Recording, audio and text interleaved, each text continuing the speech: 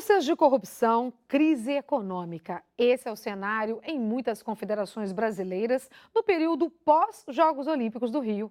No caso do handebol de areia, os atletas estão tendo que fazer bem mais do que simplesmente jogar.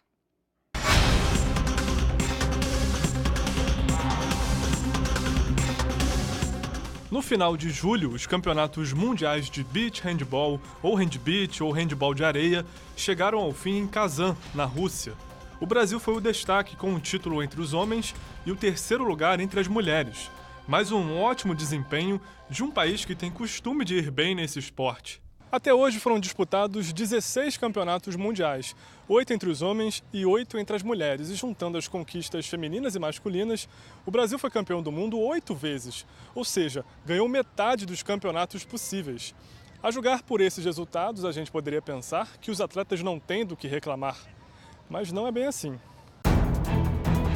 O suor nas areias foi só uma extensão do que aconteceu fora delas, antes dos campeonatos. Eles tiveram que correr atrás do dinheiro para custear a viagem das duas delegações à Rússia. Vaquinhas na internet, dinheiro do próprio bolso, acordos com parceiros, todas as possibilidades foram usadas para conseguir o dinheiro. Foram R$ 190 mil no total. Isso para não falar dos 280 mil levantados para participar dos Jogos Mundiais de 2017, na Polônia. Tudo isso pode até ter conferido um ar épico à conquista, mas a verdade é que eles preferiam que não tivesse sido assim. Acho que nenhum atleta quer passar por que a gente passou, né? Não foi fácil. E a gente não provou, não para as pessoas, provamos para a gente, que a gente, quando a gente está unido, né? Acho que ninguém segura a gente pode ir muito além do que a gente imagina. Tudo isso tem um motivo. Após os Jogos do Rio, o então presidente da Confederação Brasileira de Handebol, Manuel Luiz Oliveira, foi denunciado por uso irregular de dinheiro público.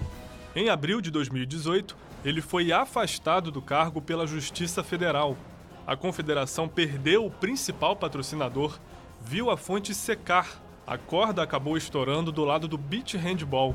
A decisão foi não ir ao Mundial, como explica o presidente interino, Ricardo Souza, o Ricardinho. Havia uma posição nossa, enquanto presidente, enquanto gestor, de não confirmar a participação, pois não acarretaria nenhum prejuízo. Thiago Guzmão, que é um dos líderes da seleção masculina, não concorda com essa posição. Geraria aí um estrago dentro da modalidade no cenário internacional. A gente sabe que a seleção brasileira é uma representatividade da modalidade no exterior e a gente sofreria punições. Ricardinho diz que a confederação ainda conseguiu juntar R$ 70 mil para ajudar na preparação das delegações. A informação é contestada por Guzmão. Segundo ele, não houve sequer pagamento de premiação após os bons resultados.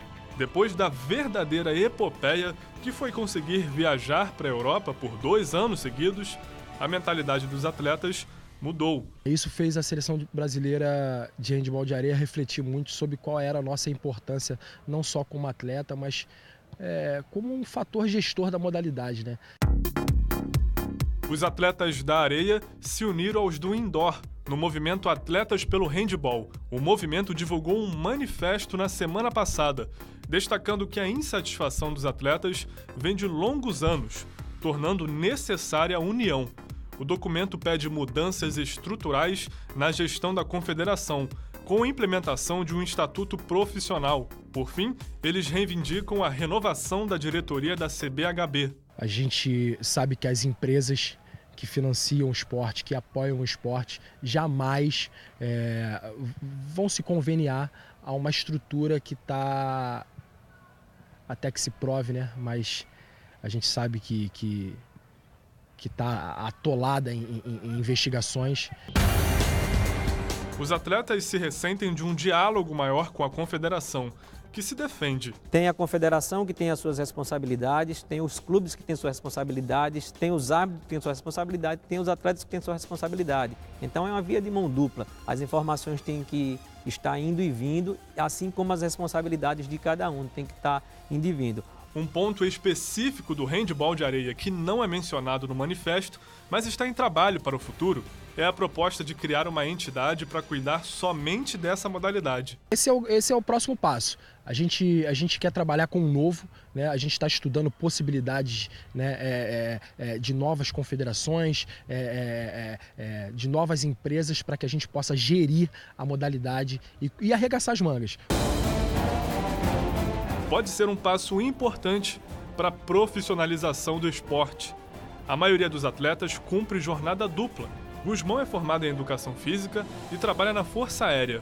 Ele sonha com um dia em que o jovem que começa na modalidade possa se dedicar somente a ela.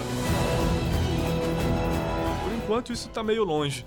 O handebol de areia ainda não faz parte do programa olímpico profissional, mas vai estrear nos Jogos Olímpicos da Juventude desse ano, em Buenos Aires. Só que o Brasil, justamente por falta de verbas, não vai estar lá. O esporte, quem sabe, pode aparecer nos Jogos de Paris em 2024. Os atletas de hoje trabalham para que os de amanhã possam estar presentes, sem que seja necessário tirar qualquer dinheiro do bolso para isso. Então, meu maior sonho é a modalidade ser reconhecida, né? A gente ser valorizado pelos nossos esforços, nossos desempenho, né? Acho que é a valorização da modalidade em si. Acho que é o meu maior sonho, ser reconhecida.